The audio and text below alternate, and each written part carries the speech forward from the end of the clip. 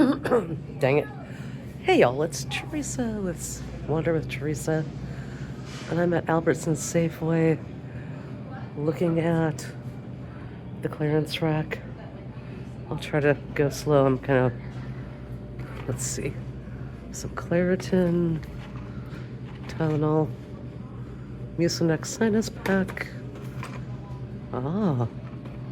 So there's quite a few things. You can actually see the expirations.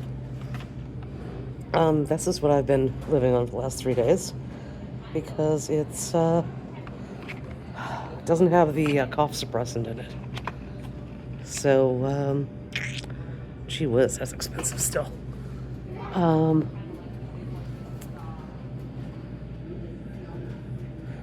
They are clearancing out things that they don't, I guess, sell quick enough. Nothing seems to be bad.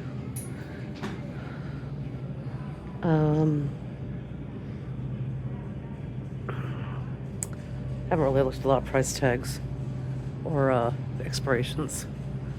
But let me know what you're seeing out there, and I'll catch you in the next one. Bye.